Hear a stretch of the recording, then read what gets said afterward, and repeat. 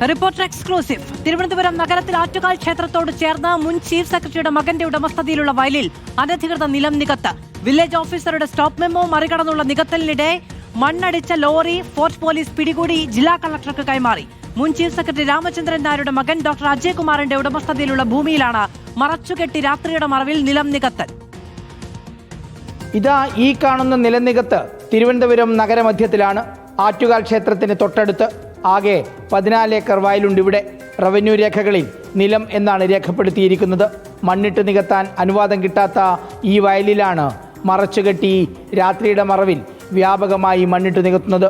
നികത്തിയാൽ വെള്ളപ്പൊക്കമുണ്ടാകുമെന്നും കർഷക തൊഴിലാളി യൂണിയൻ ശക്തമായ പ്രക്ഷോഭത്തിലേക്ക് പോകുമെന്നും CPIM പ്രാദേശിക നേതാക്കൾ പറഞ്ഞു. ഈ അജയകുമാർ പഴയ ചീഫ് സെക്രട്ടറി രാമചന്ദ്രൻ നായരുടെ മകൻ്റെ പുരയിടമാണ്. ഡോക്ടർ അജയ് കുമാറിൻ്റെ പുരയിടമാണ്. പുള്ളിക്ക് 2 ഏക്കർ പുരയിടം ഇവിടെ ഉണ്ട്, നിലമുണ്ട്. അപ്പോൾ ഈ നിലം ഇവിടെ നികത്തുന്നതിനുള്ള പരിശ്രമമാണ് നിരവധി തവണയായി നമ്മൾ പറഞ്ഞു. പുള്ളിയെ നേരിൽ കണ്ട് പറഞ്ഞു, അല്ലാതെ പറഞ്ഞു, വില്ലേജ് ഓഫീസിൽ പരാതി കൊടുത്തു, പോലീസിന് പരാതി കൊടുത്തു, നിരവധി തവണ പറഞ്ഞു. എന്നിട്ട് ഇവിടെ കൊണ്ട് രാത്രിയുടെ മറവിൽ കൊണ്ടുവന്ന് മണ്ണടിക്കുകയാണ് ചെയ്യുന്നത്. ഇപ്പോൾ ഈ നികത്തി കഴിഞ്ഞാൽ അനേകം ഈ വീടുകളിൽ വെള്ളം കയറി അവർക്ക് കിടക്കാൻ നിവർത്തിയില്ലാതെ. അനധികൃത നിലനികത്ത് ശ്രദ്ധയിൽപ്പെട്ടതിന് പിന്നാലെ കർഷക തൊഴിലാളി യൂണിയൻ വില്ലേജ് ഓഫീസർക്ക് പരാതി നൽകി. വില്ലേജ് ഓഫീസർ സ്റ്റോപ്പ് മെമ്മോയും നൽകി. പക്ഷേ എന്നിട്ടും നികത്ത് തുടർന്നു. ഫോർട്ട് പോലീസ് ലോറി കസ്റ്റഡിയിലെടുത്ത് ജില്ലാ കളക്ടർക്ക് കൈമാറി.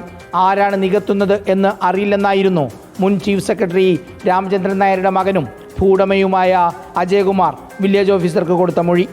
Reporter TV Prasad, in reporter, Thiruvananthapuram.